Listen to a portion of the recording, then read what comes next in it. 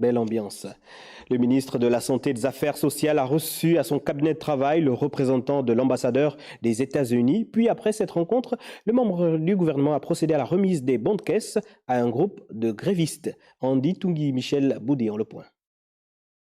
La deuxième phase du don des antirétroviraux entre les mains du ministre de la Santé et des Affaires sociales, remis par David J. Mosby, en guise de consolidation des liens entre Washington et Libreville. Notre coopération en termes médicaux, ça n'a jamais arrêté et nous sommes très contents d'avoir pu aider le peuple gabonais avec les antirétroviraux pour lutter contre le VIH et le sida ici. Nous avons promis au peuple gabonais l'absence désormais des ruptures qui ont parfois coûté la vie à nos compatriotes. Et nous avons échangé, notamment dans ce domaine de la santé qui laisse espérer des lendemains meilleurs. Dans le même temps d'action, Adrien Mougougou reçoit ces grévistes qui ont passé plusieurs nuits au parking du ministère. Finalement, le jour s'est levé.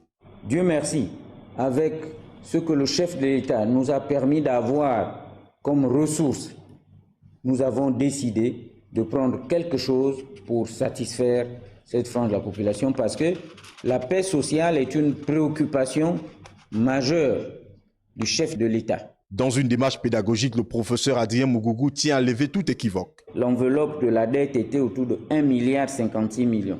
Vous demandez des médicaments dans les hôpitaux, vous demandez qu'on mette le matériel.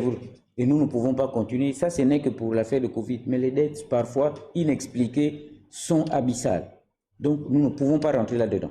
Si l'audience avec le représentant de l'ambassade des États-Unis s'inscrit dans l'affirmation de la coopération Gabon-États-Unis sous le CTRI, l'octroi des 500 millions aux grévistes sous forme de bons de caisse est un élan de solidarité du gouvernement qui milite en faveur d'un climat